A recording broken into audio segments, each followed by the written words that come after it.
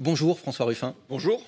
Vous étiez donc hier en séance, vous le serez encore aujourd'hui pour débattre de ce projet de réforme des retraites. Mais hier, ce que l'on retient, ce que les Français retiendront malgré tout, eh bien, c'est un débat tristement caricatural, avec des invectives, des insultes.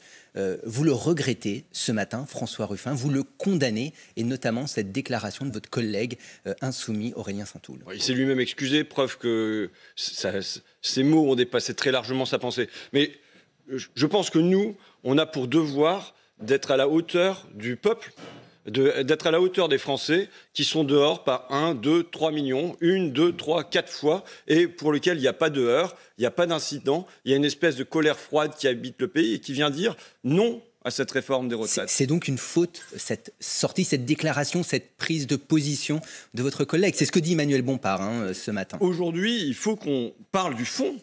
C'est là qu'on va être bon.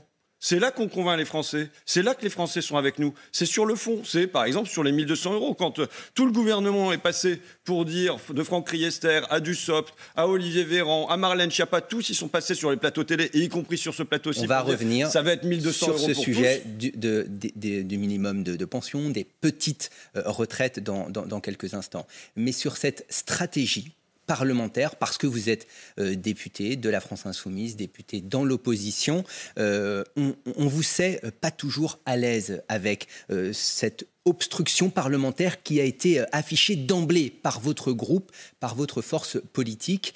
Est-ce que, aujourd'hui, vous dites il y a un début de revirement avec moins d'amendements débattus? Moi, je ne veux pas qu'on détourne de l'essentiel. Le centre de gravité aujourd'hui du mouvement, il est dans le pays, il est dans la rue, il est dans les sondages, il est dans le cœur des gens, et il n'est pas dans ce qui se passe à l'Assemblée. Mais il est très clairement, le fait qu'on ait hier supprimé 1000 amendements d'un coup, dit notre volonté d'avancer sur le texte. Mais pourquoi a-t-il fallu attendre plus d'une semaine de débat parlementaire alors que l'on sait que le temps est compté et qu'il reste encore beaucoup d'articles? En tout cas, j'espère que vous poserez de la même manière la question au gouvernement. Pourquoi il nous contraint aussi à débattre en 15 jours sur un projet de retraite sur lequel il va mettre 2 ans ferme les Français? Pourquoi en 15 jours ça doit être bouclé? En vérité, en 9 jours de débat, pourquoi il n'ouvre pas le week-end?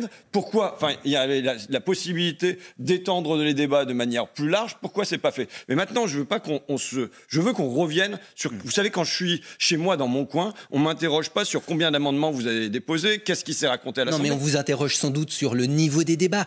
Écoutez, un chiffre, François Ruffin, et puis ensuite on parlera du fond des articles. Mais en 6 ans, on a compté plus de sanctions à l'Assemblée nationale visant des députés pour des comportements que entre 1958 et 2017. Ça prouve bien, que cette Assemblée, depuis quelques années, elle n'est peut-être pas aussi digne qu'elle ne l'a été hier. Il y a des moments où on peut être plus digne. Mais vous savez, moi j'étais sanctionné par exemple pour le port d'un maillot de foot à la tribune de l'Assemblée nationale. Est-ce que je le regrette? Non. Est-ce que je considère que ça fait partie de ma liberté d'expression de porter, pour soutenir les clubs de football amateurs, un maillot de foot à la tribune de l'Assemblée? Je considère que ça fait partie de ma liberté. Mais qualifier un ministre, un membre du gouvernement ou un responsable politique d'assassin... On ne va pas y passer une demi-heure. Vous avez compris que je pensais que ce n'était pas une bonne chose, c'est très clair, et ça n'est pas une bonne chose parce qu'on est déjà obligé d'y passer 10 minutes ici. Alors que je vous le dis, ce qui, aujourd'hui, interroge les Français, c'est quand est-ce que je vais toucher ma retraite et combien je vais toucher. Et c'est la question que je n'ai cessé de poser hier au ministre Olivier Dussopt. Combien? Avant l'incident, justement, effectivement, François Ruffin, vous avez défendu un amendement, le 1098, très exactement, sur le montant de ce minimum des pensions. Vous demandez que des promesses soient tenues. Mais la promesse présidentielle, c'était effectivement un minimum de 1 200 € pour ceux qui ont une carrière complète. Alors d'abord, il y a 3 mensonges ou bien 3 embobinements, 3 manières d'habiller la vérité chez les macronistes qui ont quand même fait le tour des plateaux télé, y compris ici, en disant 1 200 €, 1 200 €, 1 200 €, 1 200 €, tous. Dussopt, Véran, Riester, Schiappa, tous ils y sont passés avec en VRP de leur réforme. Bon, la première mensonge ou contre-vérité ou approximation, c'est que c'est 1 200 € brut. C'est pas du tout la même chose. La deuxième, c'est même si le différentiel entre le brut et le net n'est pas si important. Mais d'accord, mais c'est peut-être pas important pour vous, Monsieur Fleuron, mais je peux vous dire que quelques dizaines d'euros pour les Français qui vivent de ça, c'est quelque chose de très important. Deuxième approximation, c'est une carrière complète. Troisième chose qui jusque-là n'était pas claire, c'est qu'il va falloir avoir travaillé à temps plein. Or, par exemple, quand je suis interpellé à la manifestation de jeudi dernier par des auxiliaires de vie, elles me disent « Mais nous, on a calculé, on a regardé le simulateur, ça va être 2 ans de plus, mais est-ce qu'on va avoir le droit aux 1 200 €? » Eh ben non. Et même des papiers sont publiés qui disent qu'en moyenne, pour les auxiliaires de vie qui ont fait tout le travail qu'il fallait pendant la crise Covid, en moyenne, ça sera 25 € en plus. Que l'on comprenne bien, François Ruffin, vous demandez ce minimum à 1 200 € pour tous, que l'on ait une carrière hachée ou une carrière complète? Je la demande en particulier pour les travailleuses. Non mais que l'on comprenne bien, est-ce que le fait d'avoir travaillé sans interruption tout au long de sa vie donne droit à 1 200 € brut? Et de la même façon, le fait d'avoir eu des interruptions, un temps, par exemple, partiel, subi ou choisi... Si s'agissait que je demande quelque chose... Vous savez, pour des gens qui ont... Non, parce que dans le programme de Jean-Luc Mélenchon... Monsieur Fleureau, vous n'allez pas faire les questions et les réponses. Vous me posez des questions, maintenant j'y réponds. D'accord? Si vous me demandez ce que je souhaite pour les Français, pour les Français qui ont travaillé... Pour les Français qui ont travaillé 43 années, qui ont travaillé dans le bâtiment, qui ont travaillé comme auxiliaire de vie, qui ont travaillé dans l'hôtellerie, qui ont travaillé dans tout ça, qu'est-ce que je souhaite? Bien plus de 1 200 €. Je souhaite qu'ils puissent vivre dignement, je souhaite qu'ils puissent vivre avec 1 500 € par exemple. Maintenant, c'est pas moi qui ai fait cette promesse-là, c'est Monsieur Macron. Ce sont les macronistes. Donc le minimum aujourd'hui, puisqu'ils ont les chiffres, c'est que M. Dussopt sorte les chiffres. C'est qu'ils viennent dire aux Français, aux parlementaires en particulier, mais à tous les Français, combien de personnes vont être revalorisées? De combien vont-ils être revalorisés? Est-ce que, comme le dit l'Institut des politiques publiques, ça va être de 35 € en moyenne? C'est-à-dire, excusez-moi, mais des cacahuètes. Ils ont ces chiffres. Le gouvernement a ces chiffres. Pourquoi ils ne donnent pas ces chiffres? Pourquoi ils les conservent pour eux? Pourquoi ils ne les livrent pas aux Français? Donc simplement, ce que j'ai demandé hier à l'Assemblée nationale, ce que je redemande aujourd'hui sur votre plateau, c'est qu'on ait la vérité des chiffres. Qu'on sache, que les auxiliaires de vie de Moncoing sachent, que les ouvriers du bâtiment puissent savoir est-ce qu'ils vont avoir le droit, oui ou non, à ces 1 200 €. Le candidat que vous souteniez lors de la dernière campagne présidentielle, Jean-Luc Mélenchon, disait dans son programme présidentiel « Les retraités qui ont des annuités de cotisation complètes, nous n'en laisserons pas une inférieure au SMIC ». Donc il faisait bien la différence entre ceux qui ont travaillé sans interruption et ceux qui ont eu des carrières hachées ou un temps de travail partiel. Mais très bien qu'on fasse la différence, mais je vous redis que la promesse qui était du candidat Macron, c'était 1 200 € pour ceux qui ont eu... pour le deuxième tour, il n'y avait même pas de conditions. C'était 1 200 € pour tous les retraités. Donc vous voyez, il n'y avait même plus de conditions, il n'y avait pas de carrière complète. Et là, je le redis, sur les auxiliaires de vie, par exemple, l'injustice qu'il y a à avoir souffert de temps partiel pendant son existence et à se retrouver à la fin avec 900 €, 950 € au mieux de retraite. Donc là, comment on pourvoit ça? Eh bien, il faut un relèvement, par exemple, du minimum vieillesse. Bon. François Ruffin, vous me faisiez justement remarquer que le différentiel entre le brut et le net, il compte, même si il est peut-être peu important. Mais dans la réforme prévue par le gouvernement, ces augmentations qui concerneront jusqu'à 200 000 personnes selon le gouvernement, 25 €, 50 € pour certains, ça compte aussi ces revalorisations pour ceux qui vont partir à la retraite et pour ceux qui sont déjà à la retraite. C'est une aumône. C'est une aumône. 25 €, vous vous rendez compte de ce que c'est? Ça veut dire 2,5% d'augmentation. Ça veut dire quoi? Ça veut dire que c'est même pas à la hauteur de l'inflation cette année. Et il faudrait qu'on aille dire bravo au gouvernement qui nous présente ça comme un progrès, parce qu'il ne va même pas augmenter du niveau de l'inflation cette année. Non, je veux dire, on ne va pas passer une demi-heure sur ces sucreries, d'accord? C'est du gadget. Malheureusement, c'est du gadget. Si ça avait été 1 200 € clairement pour tous, ça n'aurait pas été du gadget. Maintenant, les Français ont compris. Vous voyez? Bon, moi, la difficulté qu'on a, c'est qu'est-ce qu'on fait pour les travailleurs qui vieillissent dans des métiers où la pénibilité est forte. Et elle est forte. Vous savez, il y a une étude qui vient de sortir et qui dit que pour un ouvrier du bâtiment sur 2, aujourd'hui, entre 50 et 64 ans, on n'est ni en emploi ni en retraite. Que c'est vrai pour une auxiliaire de vie sur 5, que c'est vrai pour une caissière sur 3. Vous voyez, ce sont des métiers où, de manière massive, on n'arrive pas à aller jusqu'à l'âge de la retraite, déjà quand c'est à 60 ans, 62 ans, mais 64 ans, ça va être encore pire. Par exemple, moi, j'aimerais bien avoir une discussion avec votre patron, avec M. Bouygues, pour savoir mais comment... Qu'est-ce qu'il en pense, lui? Est-ce qu'il pense qu'un maçon, Est-ce qu'il pense qu'un maçon, est-ce qu'il pense qu'un couvreur, est-ce qu'il pense qu'un zingueur, est-ce qu'il pense qu'un charpentier dans l'entreprise Bouygues, mais aussi dans les sous-traitants, va pouvoir aller facilement jusqu'à 64 ans? Vous le savez, François Ruffin, que la pénibilité, l'usure professionnelle, c'est une notion finalement assez récente, qui date de 2010, avec la réforme des retraites, justement, qui définit ce cadre de la pénibilité. Monsieur Fleureau, je conteste. En 1984, par exemple, il y a déjà une mesure de la pénibilité. À cette époque-là, on demande, c'est le ministère du Travail, la DARES, qui demande aux salariés, est-ce que vous avez des contraintes physiques? Mais la retraite anticipée, oui, pour l'usure professionnelle, je vous dis, elle est finalement assez récente. Ça n'existait pas, je vous dis, ça existait dès 1984, parce que c'est important de savoir ça. Qu'est-ce qui apparaît en 1984 quand on interroge les salariés? Il apparaît que 12% des salariés disent qu'ils subissent une triple contrainte physique, c'est-à-dire porter des charges lourdes, se baisser régulièrement, voilà. Et aujourd'hui, on peut se dire, après 40 ans de robotique, d'informatique, de numérique, tout ça va s'être allégé. À l'inverse, on est passé à 34%.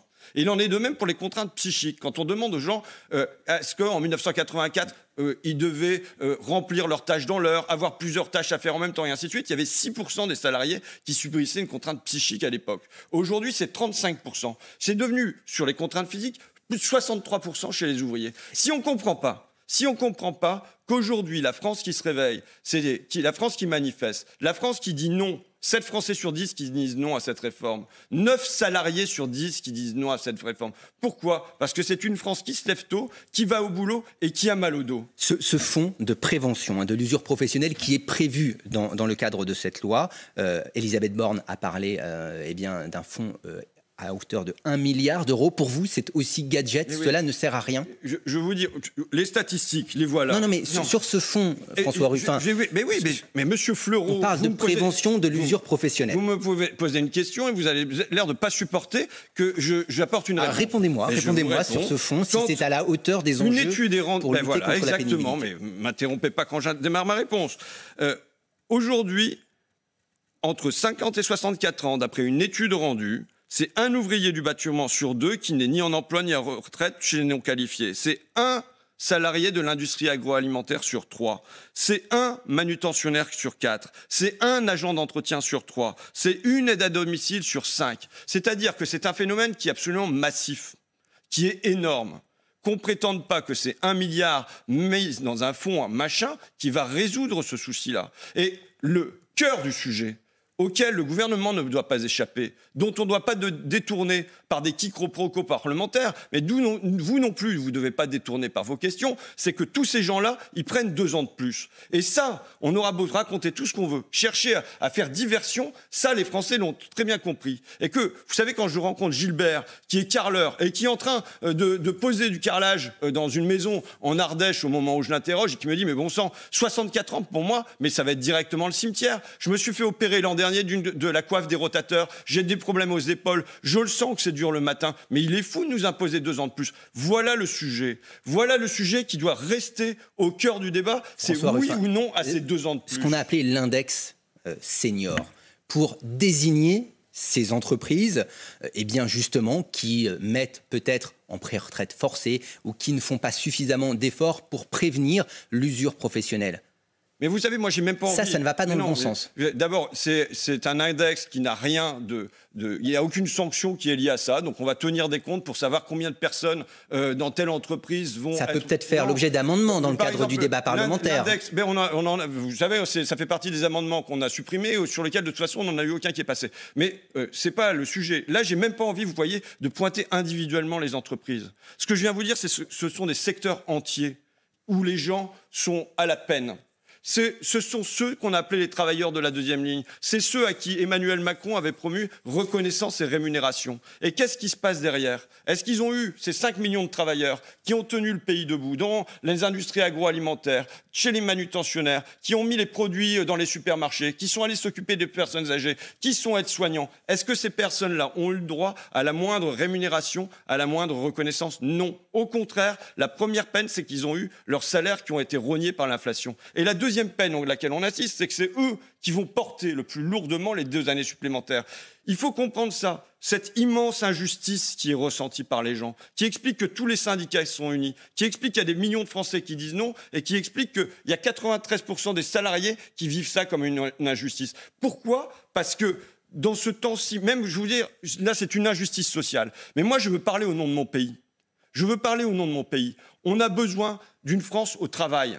On a besoin de redresser notre pays quand on voit que l'hôpital va mal, que l'école va mal, que le rail va mal, que les réacteurs nucléaires, pour un certain nombre, sont à l'arrêt, qu'on a besoin qu'on a une pénurie de médicaments. On a besoin de reconstruire notre pays. Ça demande du travail. Mais comment on va donner envie aux gens de travailler si jamais ils ne se sentent pas respectés? Or, aujourd'hui, ils ne se sentent pas respectés sur les salaires, parce que l'inflation est venue rogner tout ça alors qu'ils n'étaient déjà pas élevés. Ils ne se sentent pas respectés sur le statut parce qu'on leur propose des bouts de boulot et non pas de véritables métiers. Et enfin, ils ne se sentent pas reconnus quand on décale de 2 ans le temps de départ à la retraite. On va parler du partage ils ont de la valeur dans un instant. Tous ces travailleurs que j'ai énoncés ont besoin de reconnaissance. Vous savez, le mot bienveillance qui était celui d'Emmanuel Macron. On va parler, on aimerait François bien qu'il y ait de la bienveillance, pas seulement à l'égard de Total, mais qu'il y ait de la bienveillance également à l'égard de tous ces salariés qui ont... Dans une seconde, on parle du partage de la valeur, justement parce qu'il y a eu un accord, où on est sur la voie d'un accord entre les représentants du patronat et des salariés, mais juste... Ce jeudi, une nouvelle journée de mobilisation. Vous allez défiler, vous serez où? Moi, je serai à Paris, puisque les amendements, il y en a quand même encore quelques-uns à défendre, comme vous avez pu le noter. Mais maintenant, ce qu'il faut poser dans le débat, c'est le 7 mars. C'est évident que c'est le 7 mars. On veut un pays à l'arrêt le 7 mars. Vous reprenez cette formule? C'est Laurent Berger qui dit ça, et je pense qu'il faut un pays à l'arrêt pour arrêter Emmanuel Macron. Et Emmanuel Macron qui aujourd'hui fait du mal au travail, fait du mal aux travailleurs, fait du mal au pays, fait du mal à sa démocratie. Comprenne bien ce que vous souhaitez, un pays à l'arrêt le 7 mars et le 8 mars. On voit si, le 7 mars, un pays à l'arrêt. Le gouvernement répond à vos attentes. Évidemment, c'est vrai pour les transports, c'est vrai pour l'énergie, c'est vrai pour les écoles, c'est vrai dans plein de secteurs. Mais donc vous souhaitez des mouvements reconductibles. À LCI. Et après, je dis, moi, c'est aux travailleurs d'en décider, chacun dans le secteur. Je ne suis pas Laurent Berger, je ne suis pas Philippe Martinez, je ne suis pas cheminot, je ne suis pas énergéticien, mais en revanche, je pense qu'il doit y avoir une montée d'un cran. C'est demandé par tous les syndicats. Le 7 mars, c'est une montée d'un cran. C'est pas seulement des manifestations, c'est en effet un pays qui est à l'arrêt. Mais vous savez, je le regrette. Je le regrette qu'on doive en arriver là. Parce que les gens qui défilent dans la rue, ils ne demandent qu'une chose, c'est pouvoir soigner, pouvoir enseigner, pas avoir à perdre des journées de travail. Ils demandent à pouvoir être au travail. Mais quand on a un Emmanuel Macron et son gouvernement qui, tout seul, contre 9 salariés sur 10, 7 Français sur 10, malgré des millions de personnes dans la rue, poursuit sa réforme, il est évident que le blocage, c'est lui qui le produit. François Ruffin, hier, Bruno Le Maire a annoncé la poursuite du dispositif appelé indemnité carburant, prolongé jusqu'à la fin du mois de mars. Est-ce que vous vous dites, le gouvernement est à l'écoute de ceux qui travaillent pour que ceux qui puissent bénéficier de ces aides les demandent, ce qui n'est visiblement pas toujours le cas, puisque un Français sur 2 ne l'a pas demandé ceux qui sont éligibles. Des aides, des primes, des ristournes. Moi, je viens pour dire les Français doivent vivre de leur travail. Donc du salaire. De leur travail présent, c'est le salaire, à indexer sur l'inflation. De leur travail passé, c'est la retraite. Mais vous savez, j'ai fait la liste là. On a eu la prime Macron, la prime d'activité, la prime aux hospitaliers, l'aide exceptionnelle pour les plus précaires, la prime Grenelle, l'indemnité inflation, le chèque énergie exceptionnel, la remise carburant, le chèque énergie exceptionnel à nouveau, l'indemnité carburant à nouveau. Je veux dire, c'est quoi ? Il faut faire l'aumône en permanence. C'est pas ça qu'attendent les gens. Je le dis, les gens veulent vivre de leur travail. Et enfin, est-ce normal que ça soit à l'État de payer pour ça quand on a Total qui fait 20 milliards d'euros de bénéfices? Là, que demandez-vous justement je demande à ces grandes entreprises, à Total en particulier, par exemple, de remettre la ristourne? Je ne demande pas à Total de remettre, je demande à l'État de faire remettre à Total. Je demande, ça doit pas être Total n'est pas encore une entreprise d'État. D'accord, mais il peut y avoir des impôts. Vous savez, j'ai cette phrase-là. Je ne comprends pas comment on peut accepter très longtemps que l'argent du contribuable, dans nos pays, soit utilisé à aider les ménages et qu'à côté de ça, il y a des gens qui s'enrichissent beaucoup en temps de guerre. Il y a déjà une taxe sur les super-profits des énergéticiens. Qui dit ça? C'est Emmanuel Macron qui disait ça. D'accord? C'est Emmanuel Macron qui disait « Je ne comprends pas du tout qu'on dit que ça soit l'argent des impôts qui aille comme ça aider les ménages tous azimuts, alors qu'on a des entreprises, c'est vrai de Total, mais ça peut être vrai de Engie, ça peut être vrai de la CMA-CGM. On comprend ce matin que vous ne souhaitez pas forcément cette ristourne à la pompe, mais plutôt une fiscalité accrue de ces grandes entreprises du secteur de l'énergie. Comment on peut comprendre que Total n'ait pas payé d'impôts sur les sociétés pendant 3 ans ? Il n'y a que M. Bruno Le Maire pour se faire l'avocat de Total dans ce cas-là. Comment on peut accepter que dans notre pays, les petits payent des gros impôts. Que ça soit vrai pour les salariés, tous les salariés que je viens de dénoncer, ils payent un gros impôt qui est déjà la TVA, et que en revanche, on est Total, Sanofi et compagnie, qui eux soient exemptés de l'impôt sur les sociétés. C'est une injustice majeure, et il s'agit normalement l'État, il doit être là pour rééquilibrer les plateaux de la balance. Et on a au contraire un État qui, à la place de rééquilibrer les plateaux de la balance, va bien peser sur l'un pour relever l'autre. Donc je demande à l'État de retrouver son rôle. Son rôle, c'est de protéger les faibles contre les forts. Et c'est ce que vous redirez très certainement dans les prochaines heures, dans l'hémicycle, notamment en fin de journée. On rappelle, François Ruffin, votre livre « Le temps d'apprendre à vivre », qui est une réédition d'un manifeste que vous aviez écrit lors de la présentation de la première réforme des retraites du Parce que le temps des retraites, c'est un temps de bonheur. Pour les gens, c'est un temps de bonheur. C'est le temps de prendre des cours de Zumba, c'est le temps d'accompagner sa ses petits-enfants, par exemple. Gym. On a malheureusement, nous, plus trop de temps. C'est le temps de faire de la cuisine, c'est le temps de la météo. Tout ça, c'est le temps du bonheur. Merci François Ruffin d'être venu sur le plateau d'LCI. C'est le temps de la météo avec vous, Ange.